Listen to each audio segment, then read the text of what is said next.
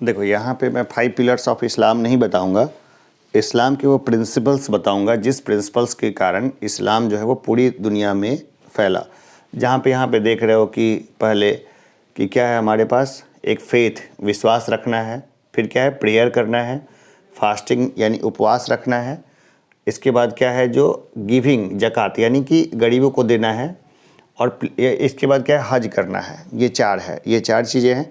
इन सभी में 5 चीज़ें हैं, 5 पिलर्स है, तो इसके बारे में हम चर्चा नहीं करेंगे और चर्चा हमें इसके बारे में नहीं करना है। हमें ये देखना है कि आखिर इस्लाम जो है वो पूरी दुनिया में कैसे फैला, यानी इस्लाम जो है इसके फॉलोअर्स पूरी दुनिया में क्यों बढ़ गए।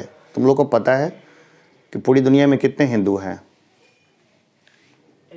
100 करोड़।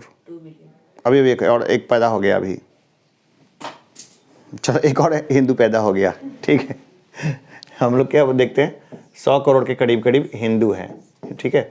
हिंदू क्या बाई बर्थ होते हैं, हिंदू बनाए नहीं जाते, बाई बर्थ हिंदू होते हैं। हिंदू धर्म में कन्वर्जन नहीं होता है, ठीक है। कोई एक आध दो क्या बोलते हैं घर वापसी जैसे जो मुद्दे चलते हैं, उनकी अपनी सरदर्दियां हैं और उस सरदर्दी का कोई जो है वो और अंतर नहीं है, ठीक ना।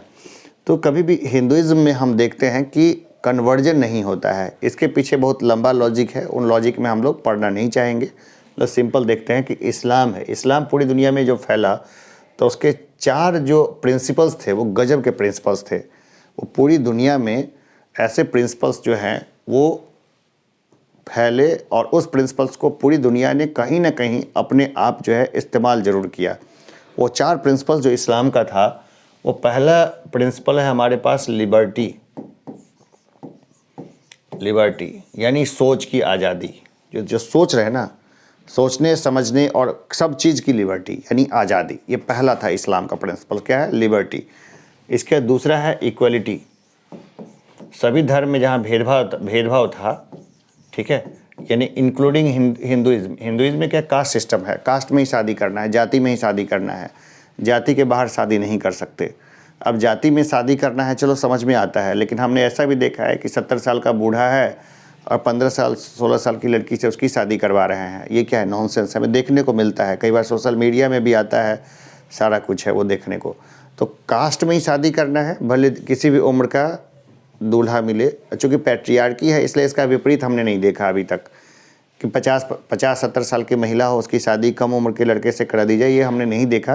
पैट्रियार्की है इसलिए ऐसी घटना देखने को नहीं मिलती है, लेकिन इसका विपरीत हमें देखने को मिलता है। ये बुराई है, लेकिन क्या है कि इक्वलिटी का मतलब सब बराबर, जो इस्लाम में चला गया सब बराबर। ये बराबरी का जो भाव था ना, इसने इसकी संख्या को हर जगह बढ़ा दिया, बहुत ज़्यादा बढ़ाया। अब इस्लाम में इतने हिंसक क्यों हुए लोग, इसका अलग कहानी है, इसके पीछे में तो बताना। अभी इस्लाम जो है वो भाईचारे का पाठ पढ़ाता है, लिबर्टी इक्वलिटी। तीसरा दिया फ्रेटर्निटी यानी भ्रातृत्व की भावना, कुछ भाईचारे की भावना, आपस में क्या भाईचारा, ठीक है।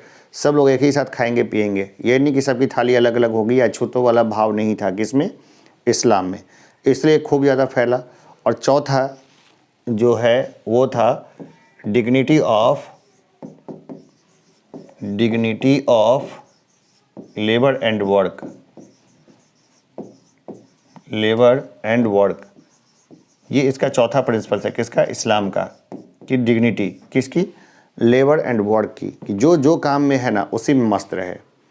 यानी कोई मोची है और अगर वो जूता सिल रहा है तो ये नहीं कि उसको लोग आउटकास्ट कर देंगे या उसको अछूत मानेंगे, ऐसा नहीं है। वो भी मस्जिद में जाएगा तो वो पढ़ाएगा तो बाकी सब लोग उसके पीछे पीछे पढ़ लेंगे, ठीक है।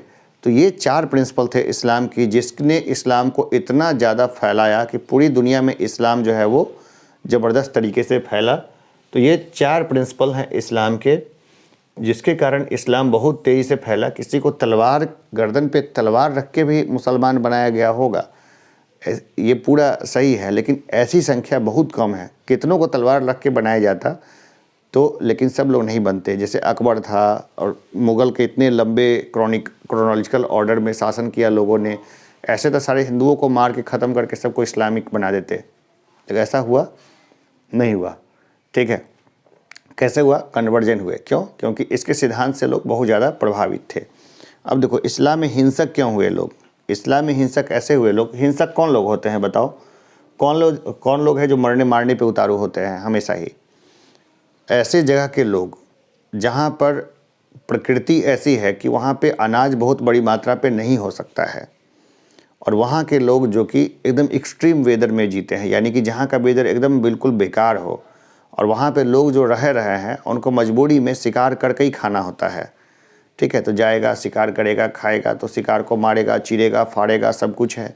तो उस प्रोसेस के कारण वो क्रूर हो जाते हैं। तो जो मंगोल जिस रीजन में थे वहाँ आज न व्यापार है, आज व्यापार है, तो व्यापार के कारण लोग हर जगह हर चीज़ें पहुँच रही है। पहले तो नहीं व्यापार था, जो जहाँ कन्फाइन है वहीं कन्फाइन है, यानी जो जहाँ घिरा हुआ है वहीं घिरा हुआ है। तो वैसे कंडीशन में क्या होता था कि जो लोग थे वहाँ, उनके लिए इसको बहुत कम था। शिकार करेंगे, ठंड के मौसम के लिए खाना इकट्ठा करेंगे तो सर्वाइव रह पाएंगे, या एक्सट्रीम है, गर्मी भी है तो एक्सट्रीम है। तो वहाँ छोटे छोटे कबीले थे, ज़्यादा पॉपुलेशन हो नहीं सकती है। हम लोग क्या है ना, बहुत सारी पॉपुलेशन है, लेकिन शांतिप्रिय पॉपुलेशन है। अगर हमारे यहाँ इतने संसाधन नहीं होते तो हमारे यहाँ पॉपुलेशन कम होती और लोग क्या होते, बहुत ज़्यादा हिंसक होते। अब ये सारे कबीले जो थे ना, वो आपस में एक दूसरे से डिस्क्रीट थे, अलग अलग थे। तो वहाँ पर जो समझदार आदमी जो शासन करने के लिए आया, उसको इस्लाम नाम से एक प्रिंसिपल मिल गया, एक सिद्धांत मिल गया, जिसके ज़रिए लोगों को जोड़ सकता था। इसलिए जो इस्लामिक नहीं थे, जो धर्म कबीले जैसे सिस्टम में जीते थे, उन लोगों ने इस्लाम कबूल कर लिया, इस्लामिक हो गए, लेकिन अंदर से वो बर्बर ही रहे। तो वो चंगेज़ खान, हाँ बर्बर यानी भयानक, तो काट कूट वाले। तो जो हम लोग देखो यहाँ पर, जैसे कि इसको हम लोग देखते हैं मंगोल्स के जो विजेता रहे, क्या नाम है, चंगेज़ खान हो गया, या उसके बाद के जो लोग हो गए, सब भयानक बर्बर थे, एकदम काटो वाले थे सबको। क्यों? और ऐसे जगह से ही थे ना जहाँ पे रिसोर्सेज स्ट्रिक्ट थे, तो वो लोग जहाँ निकलते थे ना, सबका एकदम सर से धड़ अलग करते हुए निकलते थे। अब यहीं पर देखो, यहाँ पर जो था, मंगोल भी मुस्लिम थे, और यहाँ पे अलाउद्दीन खिलजी भी मुस्लिम था, लेकिन मंगोलों ने भारत पे भी अटैक किया। अलाउद्दीन खिलजी ने उनके साथ जंग लड़ी मंगोलों के खिलाफ। अगर धर्म का ही मामला होता तो दोनों इस्लामिक थे तो लड़ते का है आपस में। और वहाँ पे एक जफ़र खान का नाम आता है। जफ़र खान कौन था? जफ़र खान बताओ। उसका तो सर सेक्रेटरी था, उसका क्या नाम है? नहीं, अलाउद्दीन खिलजी का एक सेनापति था। ठीक है, क्यों इसका नाम ले रहे हैं? क्योंकि ये व्यक्ति खूब बहादुरी से लड़ा। किससे? मंगोलों से। इतनी बहादुरी से लड़ा ना कि लड़ते लड़ते तो उसकी जान चली गई, लेकिन मंगोल इतने डर गए थे जफ़र खान से कि उसी दिन जो है ना, वो 30 कोस पीछे अपना डेरा ले गए, और बाद में जो था वो भारत से ही वापस चले गए, वापस लौटे नहीं। चलो आज की क्लास में बेसिक्स है, इतना ही रखते हैं। कुछ एक्स्ट्रा चीज़ बताते रहना ज़रूरी होता है।